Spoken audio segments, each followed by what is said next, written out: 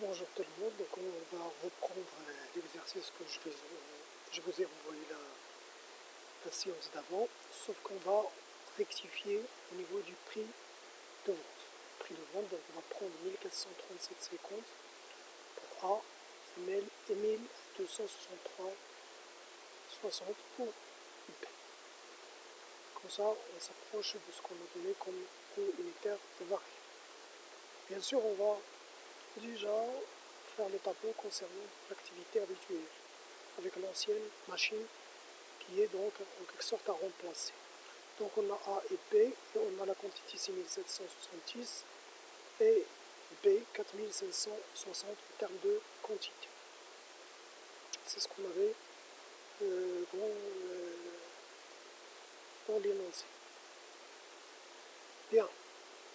Maintenant, on a le prix de vente. On n'a que le prix de vente de A et le prix de vente de B. Tout simplement pour avoir le chiffre d'affaires, on va multiplier tout simplement la quantité qu'on a par le prix de vente. Ça veut dire on va faire quoi? On va faire 9 millions ici, fois donc la quantité fois le prix de vente, ça nous donne 9 731. On va faire la même chose pour B. Ça c'est pour B aussi. Ça c'est pour A, ça c'est pour B. Ici le commentaire, donc ici on la met sur le commentaire A alors qu'il s'agit de B. Donc la somme des deux, ça nous donne donc le total du chiffre d'affaires. Bien. Maintenant qu'on a déterminé donc le chiffre d'affaires, il reste donc à remplir tout simplement les autres cases. Ça veut dire on a déjà les quantités, 1250, ça nous donne le coût variable global. Et on a le chiffre d'affaires, on prend le chiffre d'affaires ici, moins le coût global variable, ça nous donne la marge et on va remplir donc le tableau. Ce qui reste, ce sont les charges fixes. Les charges fixes ici, bien sûr, correspondent à quoi? Correspondent à 120 000 dirhams fois 12. C'est ça les charges fixes. Donc on aura 1 440 et le résultat c'est la différence entre la marge et les charges fixes. Maintenant on va passer à la nouvelle activité avec la nouvelle machine. Cette nouvelle machine, donc on est obligé de contracter un emprunt de 18 500 000. Donc la machine est financée à 100% et 9%. Donc ici aujourd'hui, donc, on va introduire certaines notions. La notion de la capacité de financement et le taux de financement. Ça veut dire qu'on aura 18 500 000 pour amortir la machine et 18 500 000 pour calculer donc, le tableau d'amortissement de l'emprunt.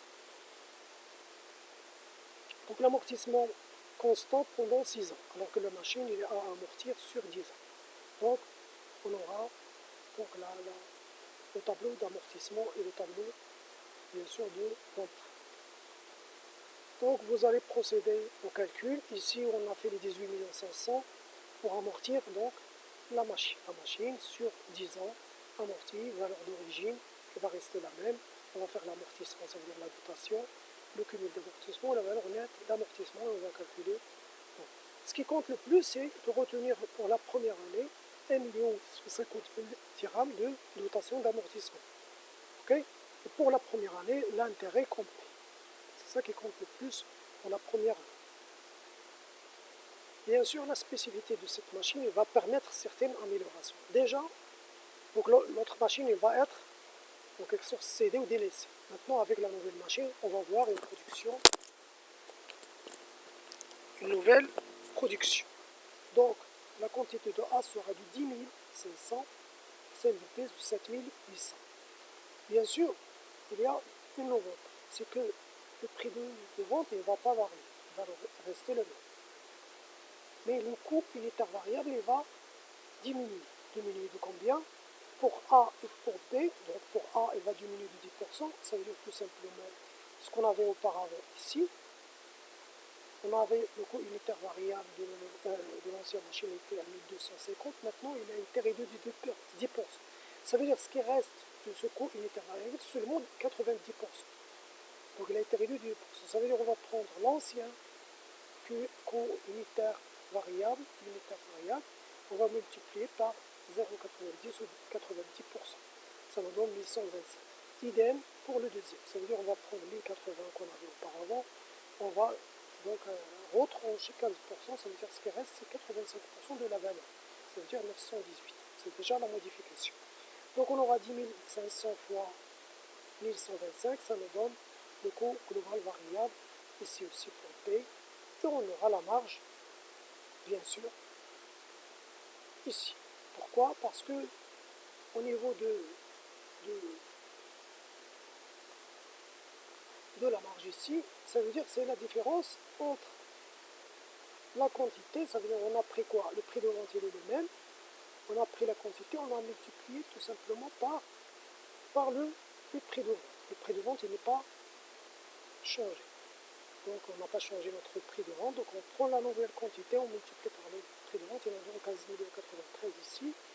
Donc ce montant, on va déduire le coût global variable, ça nous donne la marge. Et la même chose pour P.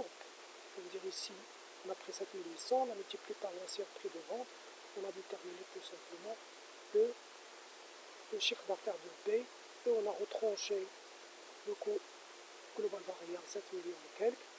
Donc ça nous donne la marge et on se trouve avec un total de marge. Maintenant les charges fixes. Les charges fixes, elles vont être réduites. De combien? Voilà. Ça veut dire de 20%, les charges fixes nouvelles, c'est l'équivalent des charges fixes anciennes, moins 20%. Ça veut dire ce qui reste de ce montant, c'est 80%. 20% il a été réduit. Donc on va prendre les, je crois, 1 440 000 fois, donc, les 1 200 000. Donc 120 000 fois 12 fois 80%. Ça me donne 1 150 000. Bien. Maintenant, ça veut dire qu'on a eu la marge, on va déduire les charges fixes, on va retrancher, moins les charges fixes.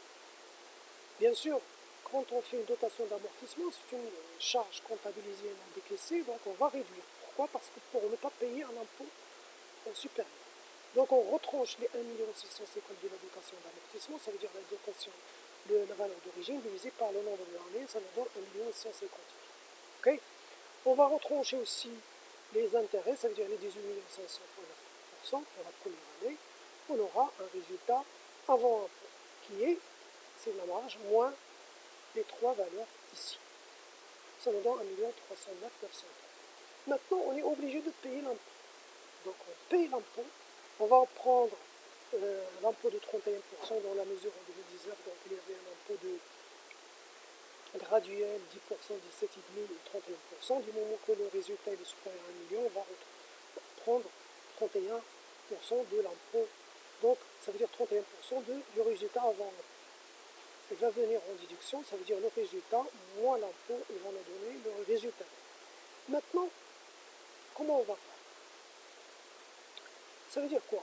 Ça veut dire qu'on a un résultat de 903 851, on va y ajouter la dotation, parce que la dotation, on l'a retranche pour diminuer le résultat, pour payer moins d'impôts, mais cet argent il n'est pas décaissé, il reste dans nos caisses.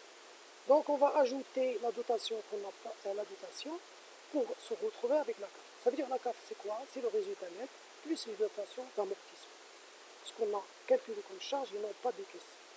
Maintenant, l'autofinancement, ça signifie tout simplement qu'est-ce qu'on va faire comme dividende, la politique du dividende. Est-ce qu'on va distribuer des dividendes ou pas? Dans cet exemple, on a distribué 10% du résultat net. Ça veut dire qu'on a pris quoi? La CAF, qui est de 2 700 000. Ça veut dire qu'il y a inclus le résultat net.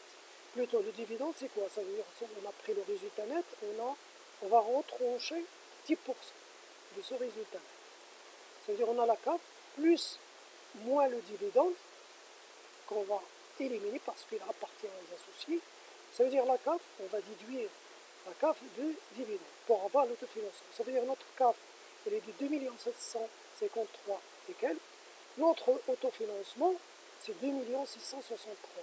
Il se peut qu'il y ait CAF est égal dividende si le CAF est égal à l'autofinancement si les associés décident de ne pas distribuer de dividendes.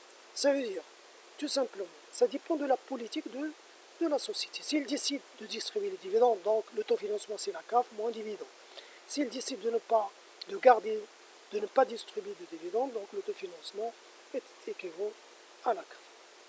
J'espère que vous avez bien compris, donc en quelque sorte, l'enjeu de cette étude, et on aura d'autres exercices par la suite. Merci à vous.